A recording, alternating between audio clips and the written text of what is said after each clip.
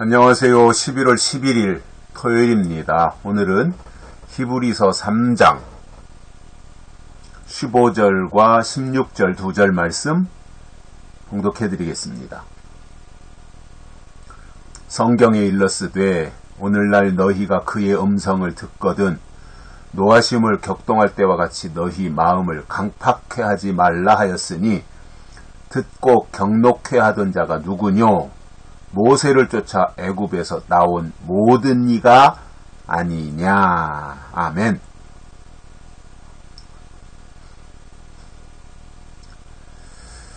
히브리서 기자는 이렇게 말씀합니다. 그의 음성을 너희가 듣거든. 즉 하나님이 그때 내려주시는 말씀을 들었을 때 어떤 반응을 보여야 되느냐, 그 말씀을 하시는 거예요. 사람들이 다 생각이 다르고 입장이 다르다 보니 하나님의 말씀을 받았을 때에 나타나는 반응도 다 다를 수밖에 없습니다. 그런데 그 반응이 어떤 강도의 차이가 있을 수 있고 또 그 개개인의 어떤 성향에 따라서 적극적으로 의사표현을 하는 사람이 있는가 하면 굉장히 또 소극적으로 내성적으로 하는 사람도 있을 수 있잖아요. 그런데 오늘 성경에서 말씀하고자 하는 것은 그러한 내용이 아닌 거지요.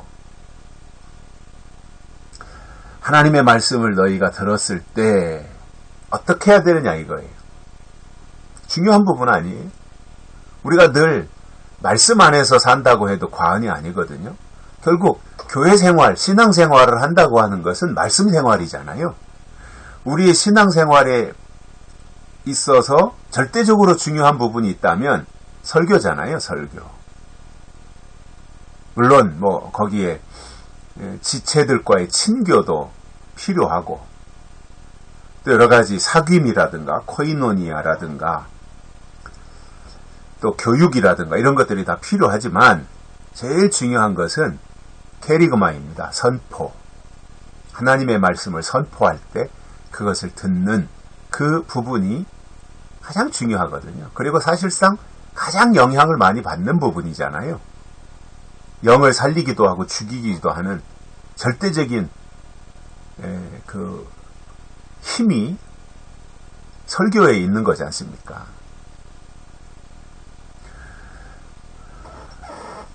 그렇기 때문에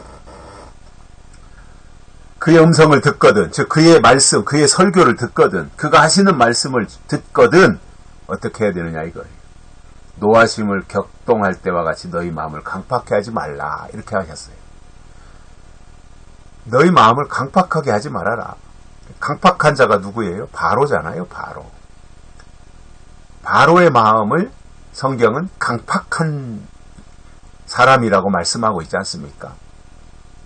그래서 강팍하다고 하는 것에 대한 의미를 여러 가지로 설명할 수 있겠습니다만 가장 중요한 부분이 뭐예요? 하나님의 뜻을 반역하는 거잖아요. 하나님이 내 백성을 내보내라 했으면 기꺼이 그렇게 해야 되는데 안 하지 않습니까? 거역하지 않습니까? 이것이 강팍한 마음입니다. 그렇게 하지 말라는 거예요. 바로처럼 하지 말라는 거예요. 강팍해지지 말라는 거예요.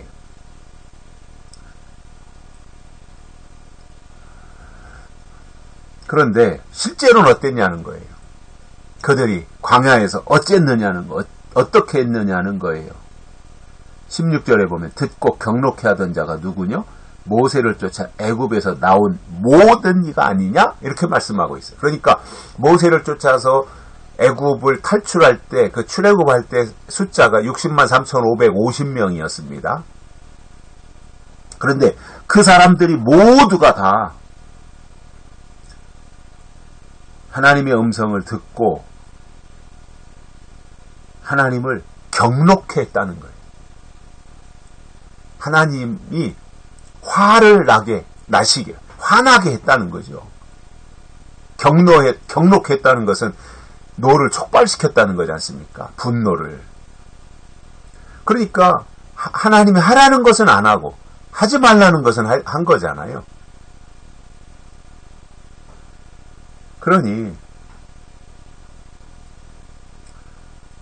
그렇게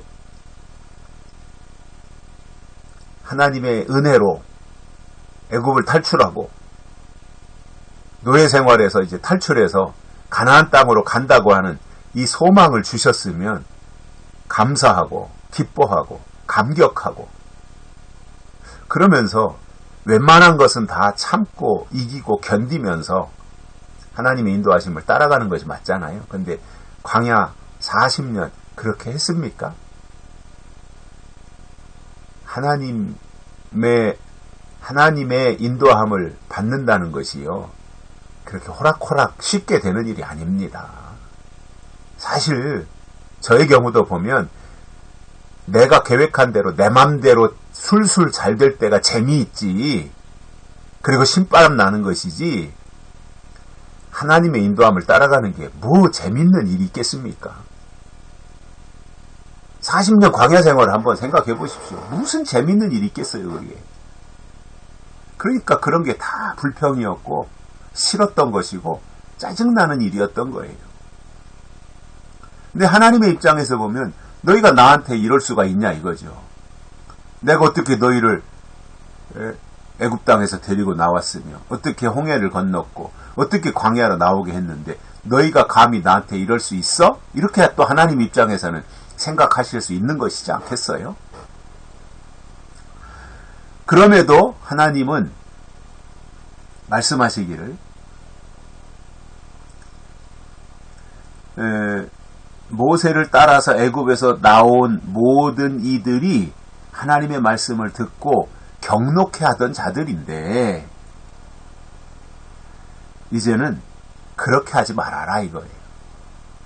출애굽할 때는 그렇게 했지만 모세를 쫓아 나왔던 히브리 민족은 하나님을 경록했지만 이 시대에 제2의 출애굽을 하고 이 시대에 영적인 출애굽을 하고 율법에서 은혜로 나아가는 이 출애굽을 하는 그 사람들은 더 이상 다시는 하나님을 경록해 하지 말아라 그 말씀을 하시는 거예요. 그러면 왜 무엇이 하나님을 경록해 한 것이었다는 거예요? 무엇이 마음을 강팍해 한 거예요. 하나님을 향해서 완악한 마음을 가지고 했던 이것이 하나님을 경록해 한 것이었습니다. 그러니까 오늘 이 시대에 우리가 하나님을 믿는 사람들은요, 우리의 마음이 부드러워야 됩니다. 온유해야 됩니다. 겸손해야 됩니다. 그래서 하나님이 무슨 말씀을 하시는지 그것을 다 받아들이고 수용하고 그리고 하나님의 하나님 되심을 인정하면서 하나님이 인도하시는 그 길을 기꺼이 감사함으로 따라갈 수 있는 그 사람, 그 상태, 하나님이 그것을 요구하고 계시다라는 거예요. 그러니까 결국 신앙생활이라는 것은 우리 마음대로 하는 게 아니잖아요. 사실상 엄밀히 말하면 신앙생활은 하나님이 우리를 세상에서 부르셨어요. 우리를 불러내신 분이 하나님이에요. 교회로 부르셨어요. 그리고 교회에서 훈련시키시는 거예요. 결국 우리 신앙생활은 뭐냐면 우리 마음대로 하는 것이 아니라 하나님 마음대로 하는 거예요. 우리는 하나님의 뜻을 따라가는 사람들입니다. 따라갈 때 어떻게 따라가야 되냐는 거예요. 감사함으로 따라가라는 거예요. 불평하면서 따라가는 것이 아니라, 원망하면서 따라가는 것이 아니라, 이 시대의 약속을 따라가는 것도 똑같습니다. 하나님의 인도하심, 감사함으로 따라가는 것, 그리고 말씀에 대한 기대감을 가지고 따라가는 것, 그것을 하나님 우리에게 요구하고 계신 것입니다. 여기까지 하겠습니다. 감사합니다.